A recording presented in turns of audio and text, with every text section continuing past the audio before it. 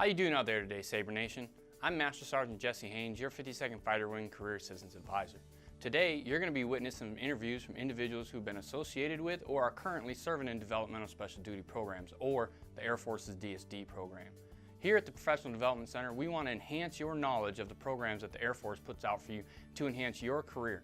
These Developmental Special Duties are a program associated with the Air Force to ensure that we have the most top quality individuals in specific AFSCs to make sure that our airmen get the information and the training that they need to be productive for the mission. Hello, I'm Master Sergeant Ethan Glenn. I'm here today to talk to you about being an MTL. I'm currently a First Sergeant 8F00, but kind of the stepping stone that led me to that was becoming an 8 Bravo 100 military training leader. I became a military training leader in 2010 to 2014, and back then it was an application process through AMS. I did not go through the current DSD cycle process, but I still had to go by the SpecCat guide. Utilize the SpecCat guide. It's out there for reference. I'm not going to go through everything. The main thing is to make sure you have no disciplinary actions, your PT is current, and you're got exceptional performance, and those kind of things when you're putting that application together, because you will need a letter from the commander recommending you for the MTL position. I was actually surprised when I got into the job of being an MTL. I was told perhaps it'd be more like babysitting, not as much leadership, but when I got into the position and I earned that Agulet after 2 weeks of training at Lackland Air Force Base, you get that blue rope on your arm, then you are standing out as a leader. You're recognized all over the installation. So then from there on out, you're pushing your flight, you're pushing your people through tech school and making sure they become leaders and transition into an operational Air Force environment. So it was a very important role, very rewarding. You teach airman leadership courses, the green rope, yellow rope, red ropes that are in tech schools. You do their in-process and out-processing, first line supervisor, kind of like, part first sergeant, doing emergency leaves, taking care of if someone gets injured, you're at the ER with them. So it's very rewarding to be out there with them, taking care of them through that whole process, and also kind of being that filter as they revert back to some of their civilian behaviors and try and transition and find that who they're going to be in the Air Force. So it was a lot more than I expected. It was a great 4 years, controlled tour, great team. You work with a bunch of other MTLs, you're a team environment, and I think it's rewarding, very rewarding. I think one of the greatest pros is I got a call from one of my troops' fathers who was in the Air National Guard, a colonel, thanking me for helping his daughter out through tech school with some medical issues she was having. Because I was that first line supervisor, she had no one else. Right out of basic training, you're there for them to take care of them. So it is very rewarding. I recommend it. If you're interested in doing it, put everything together, SpecCat, talk to your leadership, get DSD'd to become an 8 Bravo 100. You'll learn a lot about leadership, a lot about conflict resolution, and a lot about how to take care of airmen. And that was kind of my stepping stone to become a first sergeant, was to start out as a blue rope. Another thing is sometimes people want to know what's the cons, what kind of the drawbacks of being an MTL. I would say the only thing is just you devote a lot of time, it is a lot of energy, so you need to have that conversation with your family. You need to have that understanding going into it that your hours won't always be a set, like 9 to 5 kind of thing. It does change depending on the need. You do have formations, you do run PT programs. There's just a lot to it that, again, going in you may not realize and expect, but it is a rewarding AFSC and highly recommended. So that's being an MTL Blue Rope, aka Blue Rope, 8 Bravo 100. So hope you get out there and get DSD. Hello, I'm Technical Sergeant Clarissa Rosinski. I'm here today to talk about 8 hotel position as an airman dorm leader. I give you a little bit background about myself. I've been in almost 16 years, and my primary AFSC is services, so it recently changed to 3 Foxtrot 1. My background with that job has covered food to lodging and fitness. One of the main reasons why I was interested in this position was in 2015, I actually went down to Cyprus and I was filling in as a lodging manager, and at that point I got to interact with different AFSCs, and the main reason why I did apply for this position was because it was going to give me an opportunity to get out of my career field and get to know airmen that are at a completely different level than when I came in, and also the opportunity to know what other AFSCs do in the Air Force. And so far, coming up on over a year and a half now, and I've been able to get that that experience and be able to mentor the airmen. I do in-processing, out-processing for new arrivals or those that are leaving. I've been able to make sure that they're going in and having the room ready to go for the next person, and then when the new people come in, I make sure that the room is still good. And if there's any questions, I help out the sponsors. We also cover facility management, so the responsibilities for each ADL is that we're taking on the responsibility to check out that the living conditions are comfortable for our airmen. I oversee the Bay Early program that's coordinated with first sergeants. There's actual regular involvement with first sergeants and supervisors. It's definitely out of hide. We interact with wing leadership on a regular basis. They want to know how our airmen are doing, and it's a great opportunity for networking. We also facilitate dorm council meetings, and at that point we have the opportunity to guide and mentor the airmen to be more comfortable around the others and to lead. A few additional duties that we have are GPC card holder and section safety or VCO. And when it comes to pros and cons, I would say mostly on the pros is you have a regular set schedule. So it's Monday through Friday, weekends, holidays off. You can pretty much tailor your schedule to be able to meet with the airmen. So time management definitely is a factor in this job.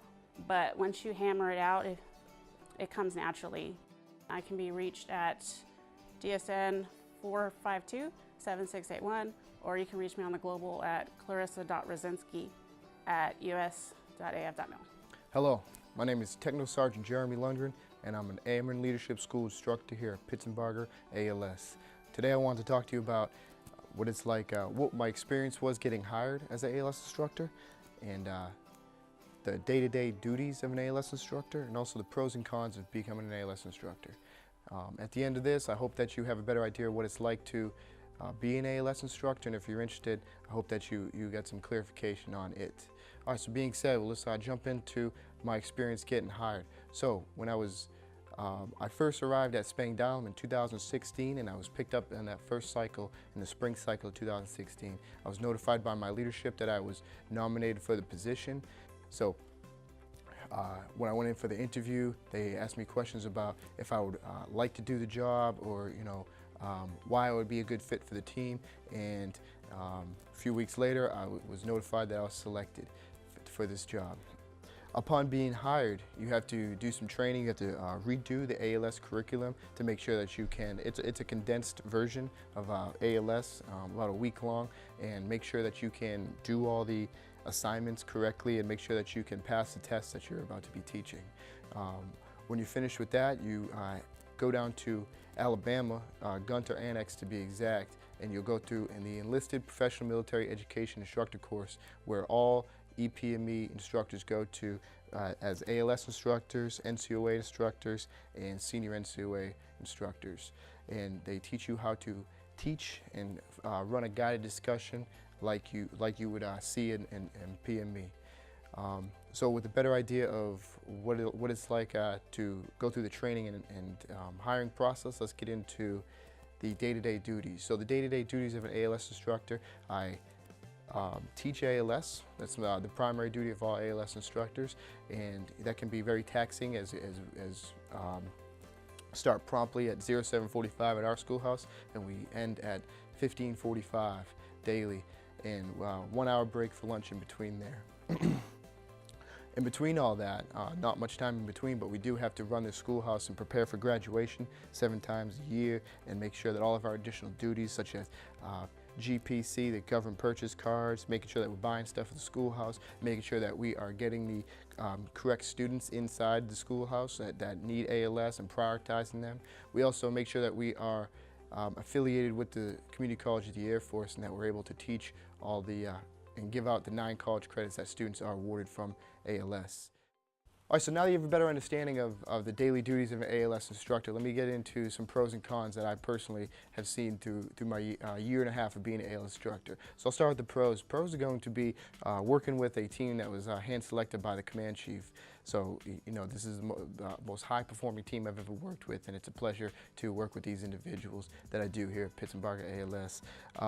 Another pro is you know, probably the biggest pro is going to be seeing the students graduate after 5 long weeks of studying and working hard, and that's probably one of the biggest gifts you can get from being an ALS instructor. And then when you see the little light bulbs go off in the classroom when you're teaching them how to do things that they never knew how to do before, or you're reaching them and bringing their leadership to the next level and able to be a supervisor. All right, another pro is going to be the experience that you get out of being an ALS instructor. You know, back in my work center as a firefighter, I wouldn't have been able to have all the additional duties that I do. And when I do return, I feel like I'm going to have a much broader experience level than my peers.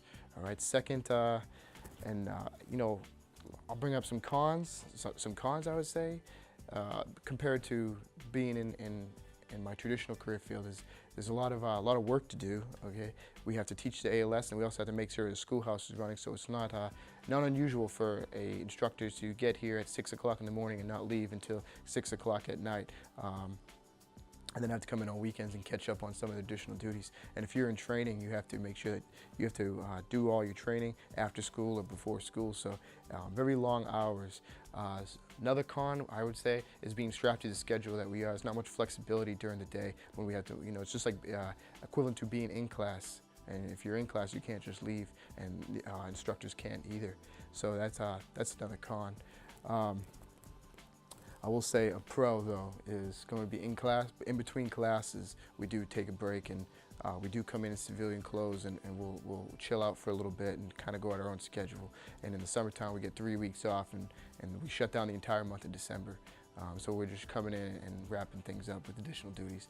That's going to be the biggest pro that I've taken away, other than the professional aspects of it. All right, so now that you know some pros and cons, I hope you have a better understanding of what it's like to be an ALS instructor. I talked to you today about the hiring process of being an ALS instructor. I also talked to you about the daily duties of being an ALS instructor, and I also talked to you about some pros and cons in my opinion. So I hope that you have a better understanding of what it's like to be an Airman Leadership School instructor, and if you have any questions, feel free to reach out to any of the instructors at Pittsburgh Airman Leadership School. Thank you. How's it going, everybody? As stated before, I'm Master Sergeant Jesse Haynes, your 52nd Fighter Wing Career Assistance Advisor. My primary AFSC is 3PO71, or Security Forces. I was hired as a local hire through the DSD process in 2015. The duties and responsibilities associated with my job are to counsel our airmen on their career paths, retraining, point them in the right directions for other base agencies associated with commissioning, the Air Force's and Army's Blue to Green program, and to talk to our airmen about the different opportunities they have in the Air Force. The training that I was put through for this position was associated down at Randolph Air Base. It's a 2-week course. You're going to get certified as a Profession of Arms Center of Excellence Enhancing Human Capital Facilitator for the first term airman course, as well as you get briefings from multiple agencies associated with AFPC. It helps us do our job a lot better and be able to understand the different things we're going to be talking to our airmen about. My additional duties, the one thing about this position is our additional duties are limited. Therefore, the only additional duties I have currently is a GPC card holder and a TCO officer for our flight. Pros and cons of the position. The pros, I'll start with the cons. The cons of the position are I'm a little bit out of the enlisted evaluation system. I only rate on a member for 4 months, and then I give them a letter of evaluation out the door. However, I am embedded with my unit to be able to be sitting on the force distribution boards in the back just so I can see how that process works. So that way when I reintegrate back to the Security Forces Squadron, what I'll be able to do is be able to effectively evaluate my members. The pros, like I stated, I'm Security Forces, so our schedules used to be really different and changing all the time. I have a strict schedule here. I work around the airmen. That's my schedule. When an airman needs an appointment, I make sure that my calendar is clear and I let them know that I'm available at their needs. Weekends, down days, holidays off, and no deployments. My point of contact information, as stated, I'm on the global, Master Sergeant Jesse Haynes, or 52FWCAA at us.af.mil. or you can give me a call at DSN 452-7829. Thank you. How you doing? I'm Master Sergeant Jermaine James. I'm here at the 52nd Fighter Wing at Spangdahlem Air Force Base, Germany, and I'm the current Superintendent of the Wing Intelligence Flight, and I'm here to talk to you about the recruiting process for the United States Air Force Honor Guard and how you can become a member of the United States Air Force Honor Guard. As a former member, it was one of the best times I've ever had for any assignment I've ever had in the Air Force. And out of the 14 years I've been in, it's definitely one of the assignments that's made an impression on my life throughout my career. For the recruiting process for the United States Air Force Honor Guard, the first thing they're looking for is there is a height requirement. So 5'10" for males, 5'6" for females is what you need to get into the height requirements for the Honor Guard, as well as no visual waivers. So we do not wear eyeglasses or anything like that in the Honor Guard. So you will either have to wear contacts, something that's correctable to 20/20 vision. Also, it is a rigorous process as far as PT and fitness is concerned.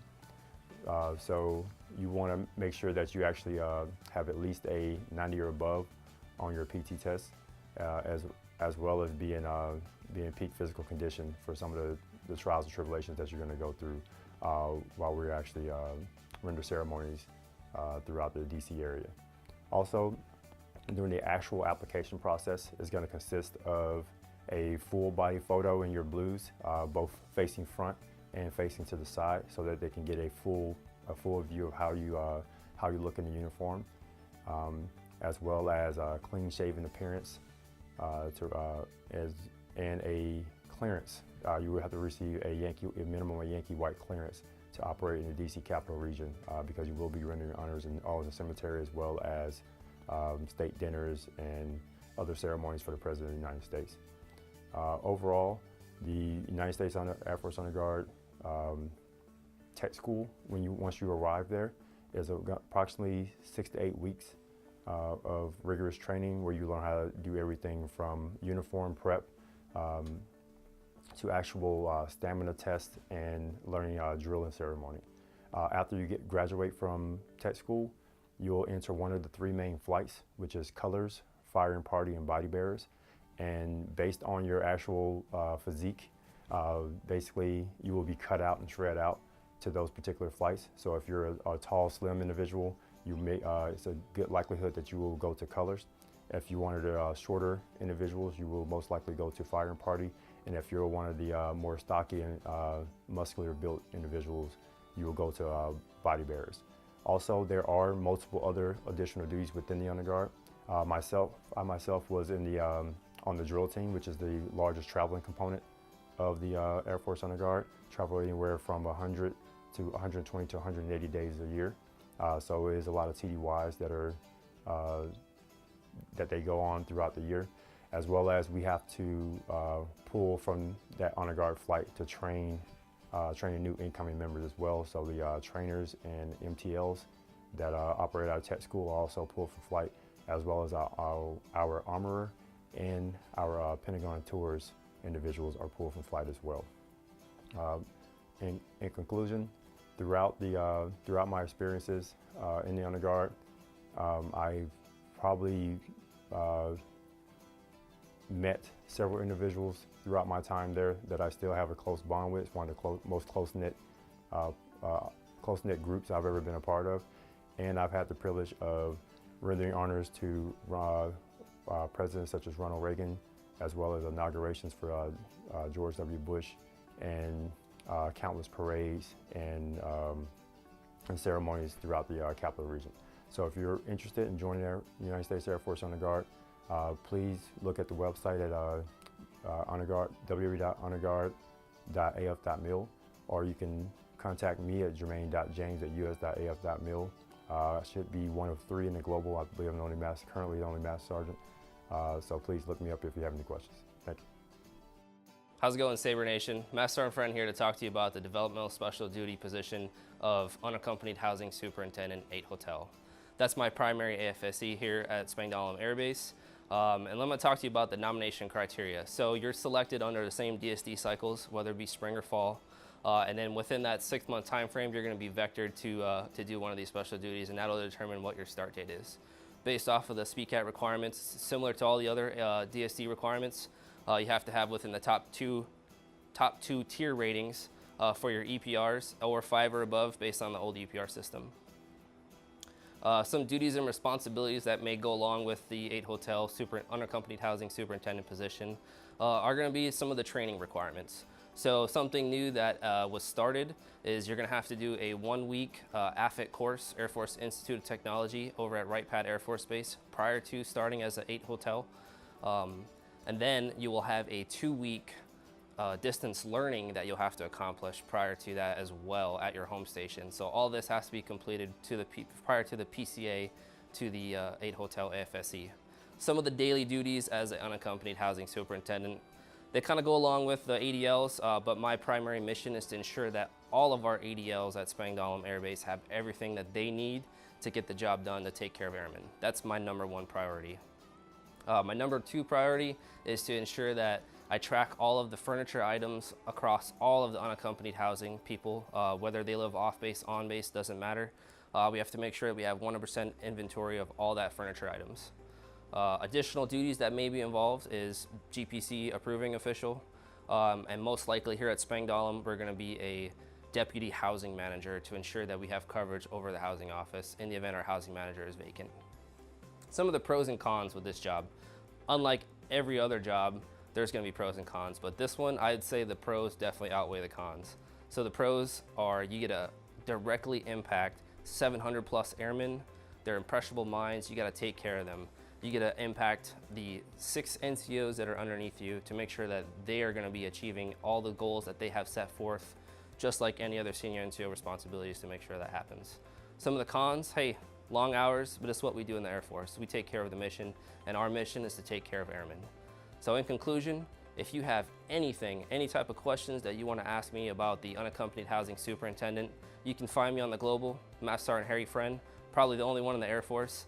So look me up and we'll be able to help you out with any questions. Thank you. Master Sergeant Dennis Kolesnik. My primary FSC is electrical power production. I recently got picked up for First Sergeant special duty position. My cycle was fall of 2017. At the time, I recently got back from deployment. I was an R&R, came in and checked my email. Received notification from MSgt functional saying congratulations on your selection.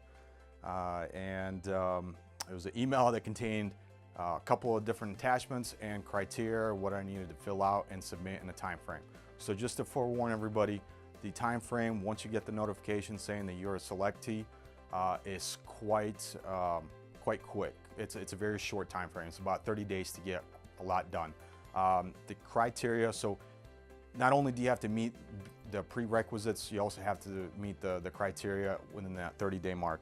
And that criteria included, I'm actually reading right off my First Sergeant special duty application, is you have to have 48 months of retainability. So if you don't have it, you have to go in to the MPS, get an extension, or do a re-enlistment. You have to have a current fitness assessment. So you have to have a minimum of 75 with all components passing in the past 12 months and no PT exemptions except pregnancy and deployment. So along with the PTS, you have to submit your last 3 EPRs, which have to be a 5 rating or exceeds it, but not all rating on the EPRs. Moving forward, also the CCF, you have to have a CCF degree. You need to do a medical evaluation where they assess your ability to speak clearly. And so you take all this, you package it up, you route it up through your leadership. Your First Sergeant gets to look at it, your Commander gets to look at it, and so on and so forth, all the way up to the Command Chief, and then through the Wing Commander back up to the MSgt functional. So once you get the notification, or before it leaves the wing, you actually have a sit down with the Command Chief, and you do a interview, face-to-face interview, and that provides the Wing Commander and the Command Chief an opportunity to blurb down some notes or recommendations against you moving forward in the process. Shortly after that, actually not too short, it was about 2 months later, I got a notification saying, congratulations, you've been actually selected. And shortly after that email, I also got a notification saying, hey, here's your list of bases, rack and stack them, give them back to me in 24 hours. So it's very quick. You have to be very responsive for the entire process. So I know I'm not a diamond wearer yet. However, I have the opportunity to fill in as a first sergeant quite a few times for my unit. So as far as what to expect on day-to-day operations, the thing is, you don't know what's going to walk through that door. So every day it's something different. Every person, every individual that walks in, it's something different. There's really nothing you can expect or prepare for, other than knowing the avenues, the organizations, what they offer on the installation for those members. So something else to bear in mind. Once you get selected, there is some schooling involved. It's a 4-week distance learning course and a 2-week in residence. Once you complete the in residence course, you are then allowed to PCS to your next duty station and sign in. So prior to completion the in residence portion, you are now allowed to sign in or PCS to your next duty station. So it can make PCSs quite interesting and difficult at the same time if you have dependents. There is talk in the future for changing for limiting in distance learning and extending the in residence either to 4 or 6 weeks. It's still being discussed, still being worked. More to come in FY 2019. Other than that, if you have any questions on the process, please feel free to get a hold of me. I work in engineering. My phone number is 452-5249. I'm available. Shoot me an email. Again, Master Sergeant Dennis Kolesnik, working 52nd Civil Engineering Squadron. Thank you. Hi, I'm Michael Roderick, Master Sergeant, Civil Engineer, CE Power Production here at Spangdahlem Air Base. I was speaking on behalf of the 8 Bravo. I was previously a military training instructor. For the DSD, I was not DSD'd. I volunteered back in July of 2013. However, I was on one of the last round of volunteers, and what we experienced was a mixed class when I went to MTI school of volunteers as well as personnel that were DSD'd into the career field. So I can kind of speak on behalf of both of us. For the selection process, as far as that goes, when you do get DSD'd, whether you volunteer or DSD, it is still a 2-part selection process. During that time, you'll have a pre-application, which kind of determines your eligibility for the career field. And then once you are determined whether you're eligible or not, you're going to get sent a second part, which you're going to have to, get done a lot of evaluations mentally, physically, psychologically at your base. And then you're going to turn in an entire packet into the MTI recruiting team down there. Once the selection does happen, and if you do get so lucky to be selected, they'll give you a report no later than date. And most of the time you'll PCS. Sometimes some students went TDY, went to MTI school first, went back to their career field, and then PCS'd into Lackland Air Force Base when they were ready to start their training.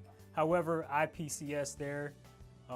Once I got there, I spent a few weeks, about 3 weeks previously to my school start date. I was with a certified military training instructor. That certified MTI kind of helped me prepare for MTI school, military training instructor school, and that school actually wanted you to get done some of the basics, so when you got to school you were already prepared, like the basics of teaching drill, the basics of marching a flight, just kind of getting you refamiliarized with basic military training and its day-to-day duties. Once you get to MTI school, it's a 7-week course. That course again is going to teach you the majority of things you're taught in that school is how to instruct AETC style. So it's going to be by a format, and it's all AETC guided. You'll have guidelines, you'll have the MTIs that are going to actually show you how to teach AETC style, and you're going to give those lessons, whether it be a drill lesson, a dorm lesson, a lecture lesson, whatever lesson you're giving to your trainees or your students. You're actually going to be evaluated within that class. It's not very hard. It's going to be challenging, but it's not impossible to do. However, it is very honest, and it does make you reflect on yourself and have you work on your weaknesses, and also kind of use your strengths within that lesson to go ahead and get through the course. You're also going to be working with your fellow students on helping each other out and getting through that course, just like your students will when you're teaching your flights. After the 7-week course, you're going to graduate, and that's when you get presented your campaign hat. Once you get the campaign hat, you're going to move on to the 323rd Training Squadron. At the 323rd Training Squadron, what's going to happen is you're going to be assigned to a military trainer, MTI trainer. And that trainer is going to actually put you through a series of flights. You're going to go through, one flight from 0 week all the way to the end of the 2nd week of training. Do it again, and then on the 3rd time, you're going to push that 3rd flight all the way to the end of their graduation. That time is going to put you through your 90-day process. It's kind of like an upgrade training for tech school students when they arrive to their first military station. All right. But once you completed that 90-day TQ process, you're now a certified MTI. Once you certify as a military training instructor, you're going to then be placed in a line squadron. That line squadron, you're going to be picking up flights and actually training those flights from day 0 all the way to the end. And you're going to do that again and again. There is some time in between flights. However, the times that are not in between flights, you might graduate them and send them off on Monday. And then after that, what you're going to do is you're going to pick another flight up on Tuesday evening and then go starting right from ground zero. Okay. After that, after about a year of being on a line squadron and taking care of flights and things like that, you can have the opportunity to become an MTI trainer, where you can go train MTIs that are coming fresh out of MTI school. You also have the opportunity to go ahead and change different duties, and there's different sections where MTIs can work. Some of those sections being war skills and military studies, which is when you have a 9-to-5 job, and what's going to happen is you just go in, you prepare to teach a class, and you teach lessons to different flights all day, and then you go home. It's a Monday through Friday type of gig, and it's really out of the normal, marching flights everywhere and things like that, the daily things that MTIs do on the line. So it's kind of a break, but you're still getting the chance to wear the campaign hat, and you're still getting the chance to affect the flights, but in a more relaxed lecture type format. So that's a good thing. They also have beast instructors where you can go out to beast and actually, train them when they get out to the field on all the things that they learn while they're out there, all the expeditionary training that they do while they're at beast. And that again is a Monday through Friday, no weekends type of job. After some other jobs opportunities are you can work at stand team, you can become a military drill and ceremonies NCO. You can also work in the transition flight or the newest portion of BMT, which is called Airman's Week. Airman's Week is that last week of training, that 8th week of training. After the airmen graduate, they'll go on to Airman's Week and kind of conceptualize everything that they learned within that last 7.5 weeks of training. And they're actually going to be guided discussion type training, more so like a week-long PME for those first airmen. And that's a pretty good thing as well. Again, I'm Master Sergeant Roderick, civil engineer, 52nd CES here at Spangdahlem. You can find me on the global or reach me at 452-6801. You can also find another Master Sergeant Roderick, which is my wife, Felecia Roderick. She is a former military training instructor as well.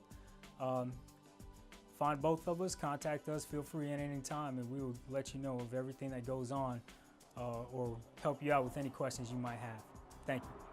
I wanted to say thank you to everybody for watching the video today. Here at the Professional Development Center, we wanted to make sure that we got our assets and our information out to you guys there in the GSUs, as well as other members of the Sabre Nation who weren't able to be at the panel the other day. So thank you very much for watching, and if you have any questions about the DSD program, don't be afraid to talk to your leadership, and please give me a call at DSM 452-7829. Thank you, Sabre Nation.